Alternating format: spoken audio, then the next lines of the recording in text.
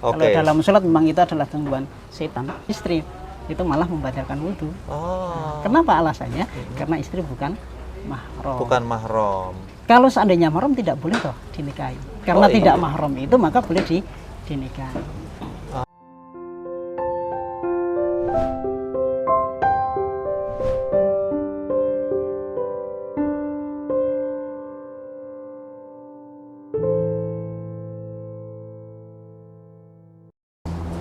Assalamualaikum warahmatullahi wabarakatuh. Waalaikumsalam warahmatullahi wabarakatuh. Asyhadu alla ilaha illallah wa asyhadu anna Muhammadan abduhu wa rasuluh. Rabbi zidni ilma warzuqni fahma. Alhamdulillah kita kembali dalam acara Buku Saku. Sesuatu yang ringan, praktis dan mudah dibawa kemana-mana sesuai dengan topik bahasan kita. Ya, kali ini bersama saya narasumber Ustadz Faruqi.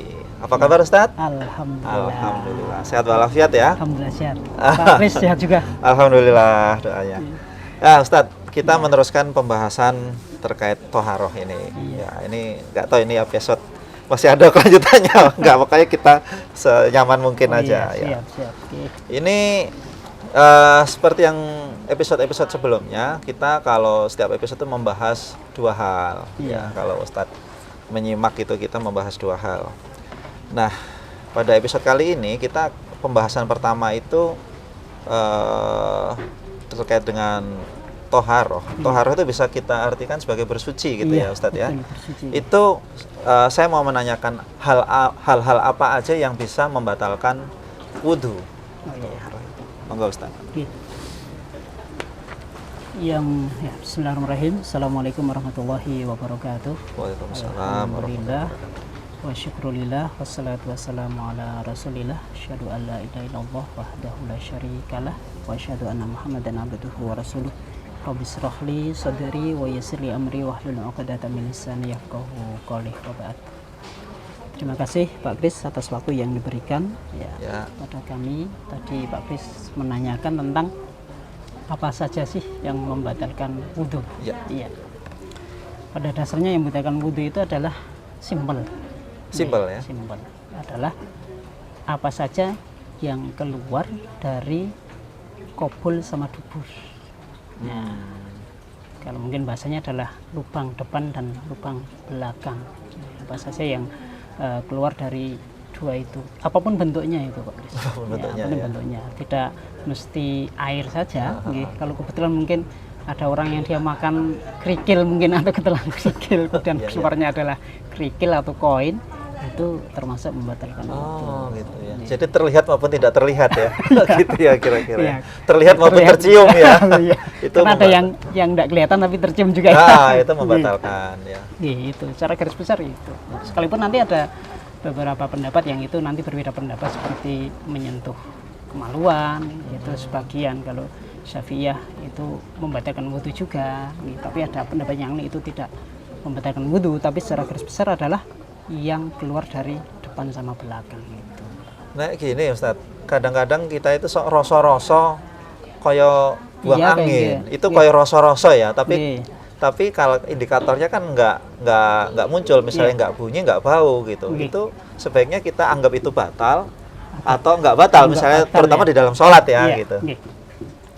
Kalau terutama dalam sholat itu ada satu hadis yang untuk matanya saya lupa di situ, tapi Rasulullah menceritakan tentang seorang sahabat yang mengadukan bagaimana dengan tadi yang dirasakan Pak Kris tadi, hampir sama. Kemudian Rasulullah mengatakan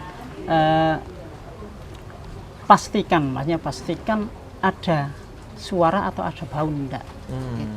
Kalau itu tidak ada, itu adalah setan yang mengganggu manusia. Rasa-rasa itu ya, kayak iya kayak enggak, itu insya Allah tidak membatalkan kalau jadi tapi kita mantapkan gitu ya. Mantapkan. Kalau itu memang iya, karena kalau hanya sekedar was-was itu adalah godaan setan untuk mengganggu kita dalam sholat. Seperti itu. Untuk memantapkan itu kita ta'awud aja atau gimana? Atau kita mantapkan hati aja gitu? Itu memantapkan itu kan lebih kepada mana yang lebih mantap dari kita itu. oh ini enggak lah, karena itu enggak ada baunya, itu enggak ada indikatornya nggak nyala, indikatornya nggak mengeluarkan ya, nggak ada indikatornya itu ya. Kalau dalam sholat memang itu adalah gangguan setan. Iya ya, ini hal lain ini yang kaitan sama membatalkan wudhu. Misalnya kita bersentuhan yang bukan muhrim gitu, itu gimana itu Ustaz? Kembali ke tadi ya, khilafiyah tadi ya. Tapi kalau apa namanya, Syafi'iyah itu termasuk membatalkan wudhu bagi sentuhan yang bukan mahram. Ada yang mengatakan bukan muhrim ya, tapi bukan mahram. Nah, maka kenapa dalam mazhab Syafi'iyah bahwa sentuhan dengan istri itu termasuk membatalkan wudhu, karena istri hakikatnya adalah asnabiyah, orang asing yang itu bukan mahram. Gitu. Tapi kalau sentuhan dengan kakak, dengan ibu, dengan saudara kita, ya saudara kandung, itu tidak membatalkan wudhu. Dengan istri nggak boleh, itu membatalkan tapi ya? Kalau dengan istri, itu malah membatalkan wudhu. Kenapa alasannya? Karena istri bukan mahram. Bukan mahram.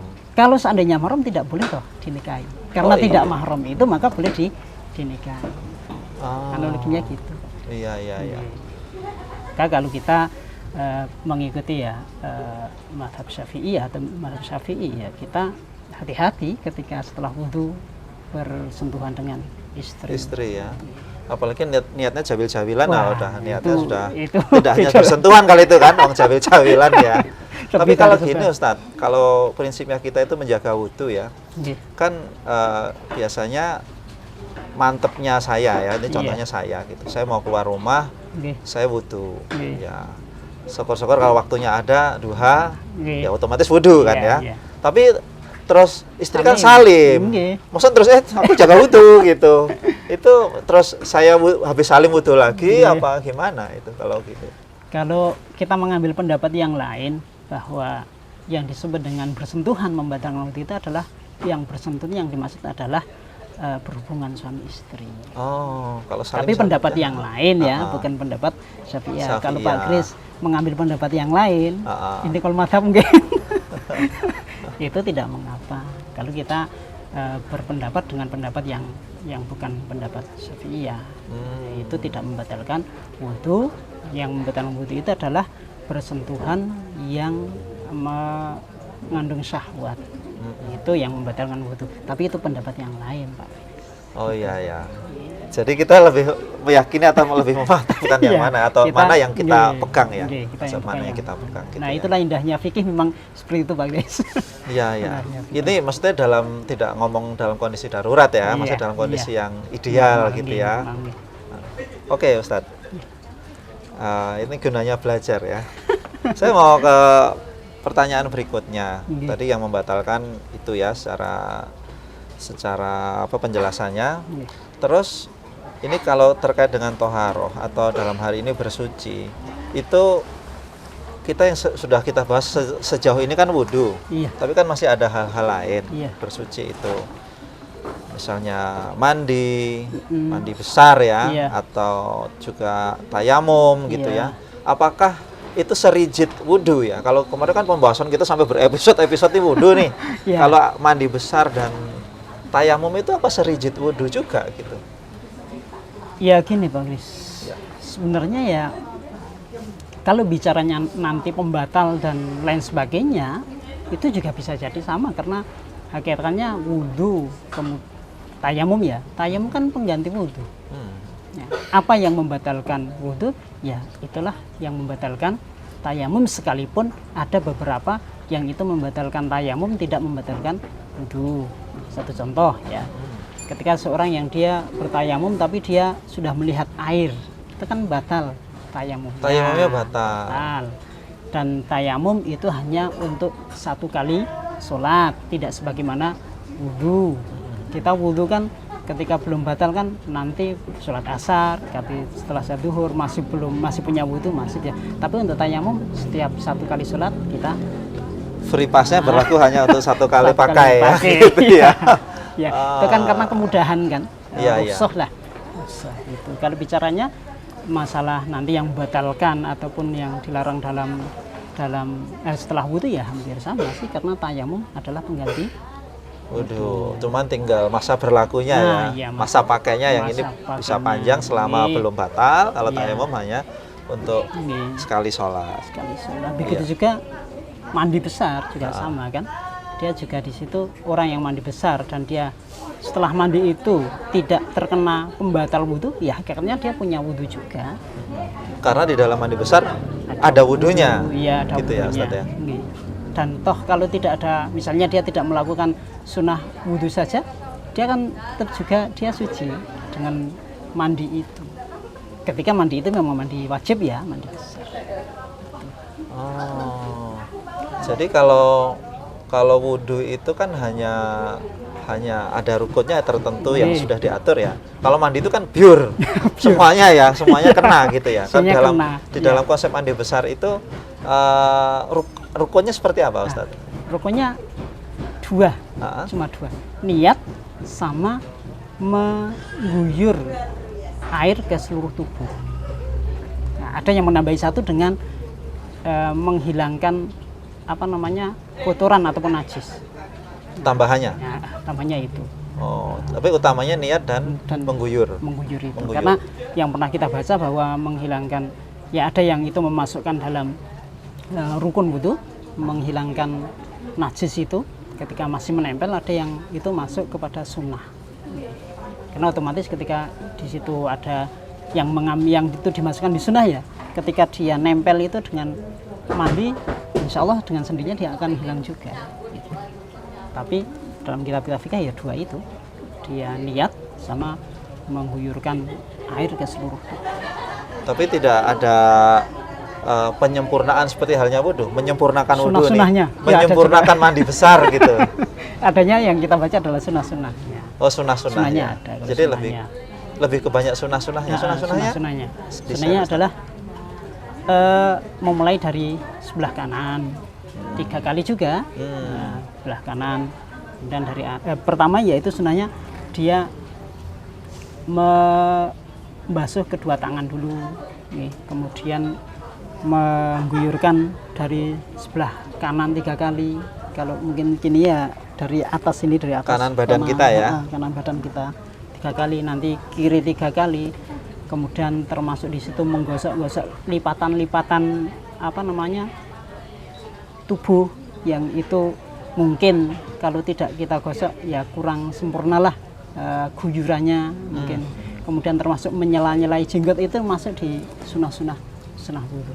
Kemudian ada yang mendampingi terakhir adalah mengguyur termasuk tadi yang berupa wudhu sebelum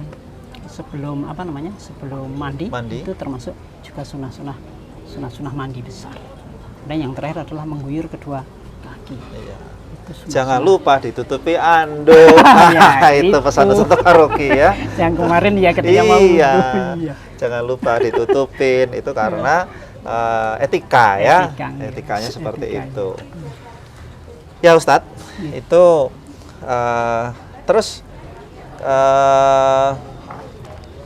wudhu, mandi, menghilangkan najis dan tayamum itu bagian dari toharoh. Iya. Ya benar ya Ustadz ya. Iya. Terus ini juga mempertegas juga, saya bukan menyimpulkan sih gitu, mempertegas juga bahwa di dalam Syafi'iyah dengan istri itu dia bukan mahram, jadi membatalkan wudhu. Iya. Iya. Ya. Sentuhan dengan Jadi istri. kalau menjalankan mazhab itu berarti kalau memang mau menjaga wudhu setelah salaman sama istri wudhu lagi gitu ya Ustadz ya. Nggih, iya. Jaga wudhunya gitu. Iya. Karena mau bepergian nanti di sana daripada cari airnya susah, Iya. untuk sholat berikutnya tak wudhu dulu gitu Maka ya. kalau kita godain istri kan mudah juga. Ketika istri punya wudhu kita pegang, Iya gitu ya, ayo. gitu ya. Itu dia sudah hilang wudhunya, harus wudhu lagi. Oh iya. Gitu. Walaupun itu cuman kesengket gitu, tet gitu ya, kena kakinya gitu dok. Iya, kena- Batal ya, gitu ya. Apa namanya, kulit dengan kulit tentunya ya. Iya, Kulit dengan kulit. Oke. Ya kayak kisah Nabi istri Nabi waktu Nabi sholat kan menutupi tempat Oke. sujud ya, terus Iya. disingkirkan itu ya, itu kan nggak kena badan ya, Ya. nggak kena Tapi ketemu itu kulit juga ya. ada yang berpendapat itu sebagai istidlal, sebagai pengambilan dasar bahwa menyentuh wanita itu tidak membatalkan wudhu. Tadi yang kedua ya, pendapat yang kedua yang menyentuh wanita itu tidak membatalkan wudhu ya, dengan istidlal pengambilan dalil ya tadi. Rasulullah ketika sholat pernah menyingkirkan kaki ibunda Aisyah. Oh alam soal. Ustadz, ini kalau dalam kondisi tawaf, nah itu dengan banyaknya orang itu ada kemungkinan kita bersenggolan dengan orang yang bukan mahramnya kita. Gimana itu Ustaz? Wudhu kita jadi gimana itu nasibnya itu? Langsung pikir apa kita harus wudhu padahal jauh juga kan? Gitulah. Apa sanggup air? Iya, terima kasih Pak Kris. Saya pernah mendapat penjelasan dari kiai kita bahwa dengan seperti itu beliau mengatakan kalau dalam masalah itu satu kondisi darurat kan. Kemudian yang kedua beliau mengatakan, nah disinilah intikal madhab. Dalam kondisi tawaf kita tidak memakai madhab Syafi'i, tapi kita memakai madhab yang lain. Itu penjelasan kayak kita seperti itu. Nah, kita sebagai yang mengikuti madhab Syafi'i ya tawaf karena sangat memungkinkan bersentuhan dengan wanita asnabi, wanita asing, maka kita dalam kondisi khusus tawaf itu kita intikal madhab. Kita berpindah kepada madhab yang lain, bukan madhab Syafi'i. Jadi diringankannya seperti itu ya, Ustaz ya. Supaya bukan ngakali, tapi diringankan dengan cara kita kondisi darurat yang tidak mungkin tidak untuk tidak bersentuhan dalam kondisi itu. Kecuali kalau kita naik komuter lain, kereta listrik itu naik bis kota, wah itu modus kalau itu ya. Itu modus. Karena ya kayak gitu ya. Ya Ustadz, ini kita cukup ya pembahasan wudhu, mudah-mudahan bisa diambil manfaat dan kita menjadi orang yang dicintai Allah karena kita menjadi bahkan orang yang dicintai Allah karena kita tobat dan menjaga dalam kondisi bersuci. Ya, gitu kira-kira Ustadz ya. Ya, semoga itu menjadi kita termasuk orang-orang yang dicintai Allah karena kita bertobat dan kita selalu bersuci. Gitu ya Ustadz ya? Ya. Betul. Terima kasih banyak Ustadz untuk hari ini. Sama-sama Pak Kris. Semoga ada manfaatnya buat saya dan pemirsa semua. Saya tutup. Assalamualaikum warahmatullahi wabarakatuh. Waalaikumsalam warahmatullahi wabarakatuh.